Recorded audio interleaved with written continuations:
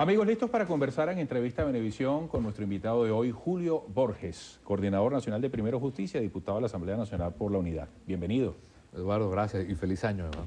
Igualmente, feliz año a toda la familia. Enero sea feliz año. Así es, así somos los venezolanos. Sí.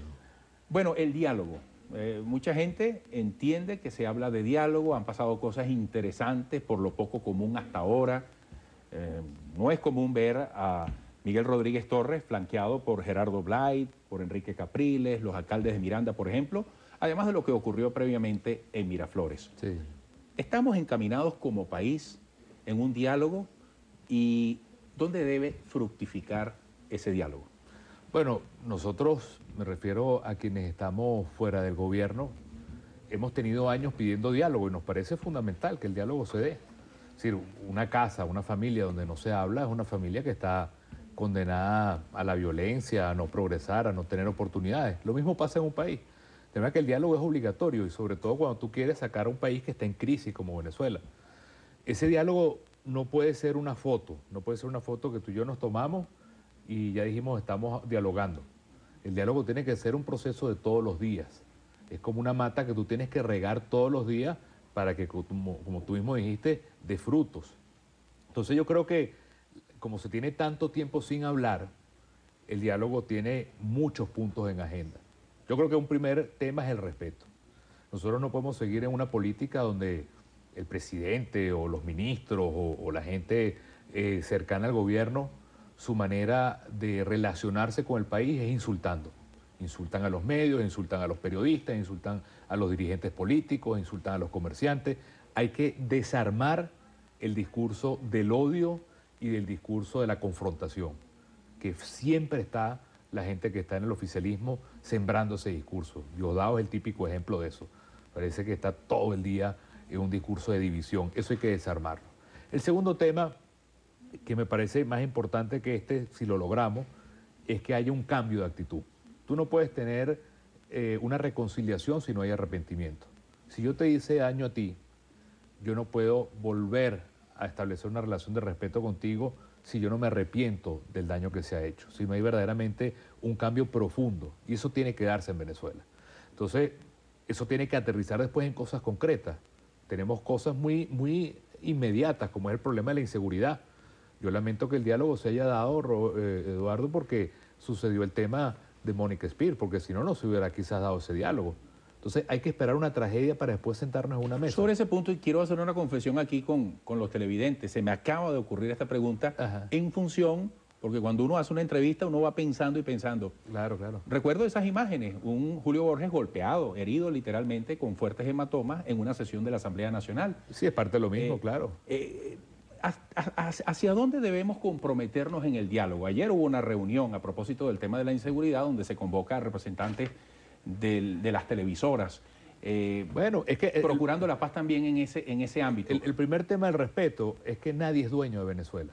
Yo puedo ser el presidente de la República, pero mi condición de presidente es para estar al servicio de los demás, no para ser dueño del país. Eso se lo tienen que cambiar quienes están en el poder. Estar en el poder no es ser dueño de Venezuela, estar al servicio de Venezuela. Entonces, es un punto muy importante. El tema de las televisoras que tú dices ayer, bueno, está bien que haya un diálogo con las televisoras, pero que se planteen temas relevantes y que sean valiosos. Yo creo que es falso plantearse que el tema de la violencia, por ejemplo, es un tema que está atado al problema de la televisión y las telenovelas. Eso me parece que es no ir al punto crucial de un tema tan importante como es el tema de la violencia. Si yo fuera presidente de la República, si yo fuera gobierno, mi obsesión, que habría que hacerlo desde anteayer, es el tema, por ejemplo, del desarme de la población, una bandera que ha impulsado Primero Justicia. Tenemos millones de armas ilegales dando vueltas. Si yo en lugar de ir a ese problema, que es la enfermedad real, que es que tenemos una población armada ilegalmente, mezclado con droga, desempleo, deserción escolar, y yo entonces digo, eso no existe y lo que existe es regular las telenovelas, no estoy viendo el problema bien. Y creo que se le hace un daño, porque al final producir menos telenovelas es menos empleo venezolano, menos producción venezolana.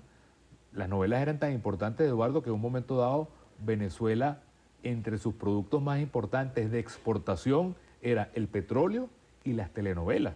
Entonces, más bien, ¿por qué no buscar una manera de trabajar juntos, gobierno, medios de comunicación, sector privado, el comercio, para que tú tengas más bien más producción de programas venezolanos, novelas venezolanas, que le den empleo a los artistas, que produzcan más publicidad y que la gente pueda tener marcas venezolanas? Tú lo que tienes que hacer es un gran estimulador de la producción nacional, que el hecho en Venezuela sea nuestro motivo de orgullo. Y lo podemos ver en las novelas y lo podemos ver en la comida. No traer comida de Nicaragua, no traer caraota de República Dominicana, maíz de México, sino producirlo acá. Entonces yo creo que es un tema también bien importante para el diálogo. ¿Cómo hacemos nosotros, no para frenar el sector privado y paralizar la economía, que es lo que hace el gobierno, sino que el diálogo signifique cómo trabajar juntos el gobierno, el sector privado o el gobierno y los medios, no para frenar la producción de novelas, sino para producir más programas venezolanos, más novelas venezolanas, más calidad venezolana y que nosotros seamos un país que se desarrolle creando riqueza. Borges, por ejemplo, entiendo que está sugiriendo que el diálogo vaya más allá de temas como la inseguridad y que incluya, por ejemplo, otros, obviamente, donde cabe la economía. Obviamente. Hoy en día la gente tiene que hacer cola para comprar muchas cosas. Está el tema de la escasez, está el tema de la inflación, el rendimiento del dinero que gana quien tiene trabajo. Claro. En ese sentido, ¿qué aportaría Julio Borges? ¿Qué ideas propone en un marco de diálogo? Es muy simple. Yo creo que el gran salto que tiene que dar el país es que nosotros, en lugar de ser un país que todo lo tiene que comprar afuera, nosotros nos pongamos la meta real, concreta e inmediata de más bien estimular el orgullo de hecho en Venezuela. Es mucho más caro, Eduardo, traerte un pedazo de carne de Nicaragua con que tú vayas a almorzar ahorita, que producir esa carne acá, que va a ser más barata, va a crear empleo en Venezuela y va a generar marcas venezolanas y riqueza venezolana.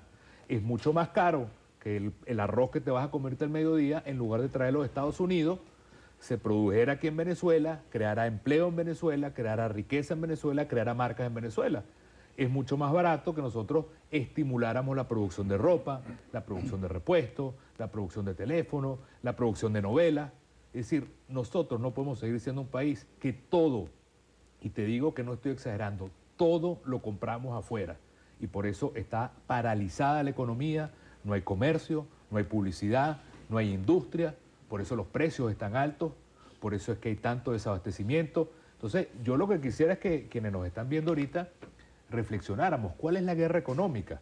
La guerra económica es que el país está paralizado porque el gobierno no estimula la economía, sino que más bien lo que hace muchas veces es pelear con los quienes pueden generar riqueza y al final, eso es lo que tienes al final es una economía donde hay demasiada inflación, demasiado desabastecimiento, demasiado desempleo. De manera que si tú me dices una respuesta concreta, ¿cómo lograr un país que con orgullo produzca en Venezuela todo lo que hoy estamos comprando en toda América Latina, que nos están chuleando, por cierto, además? Esa para mí es una respuesta muy concreta. Se agotó el tiempo, pero rápidamente está previsto que hoy la Fiscal General de la República rinda memoria y cuenta ante la Asamblea Nacional. Sus expectativas, el futuro.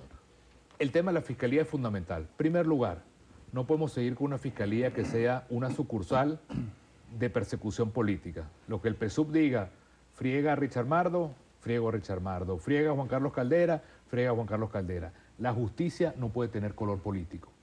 Y en segundo lugar, nosotros necesitamos una fiscalía que no sea un tapón, que cuando se cometen violaciones, asesinatos y robos, eso choca con una fiscalía que está saturada, sino que el propio Juan Carlos Caldera lo promovía hace pocos días, multiplicar el número de fiscales para tener una justicia que sea cercana, abierta, accesible y que podamos tener un país donde haya justicia para todos. Gracias por esta visita. Gracias, Eduardo. Éxito.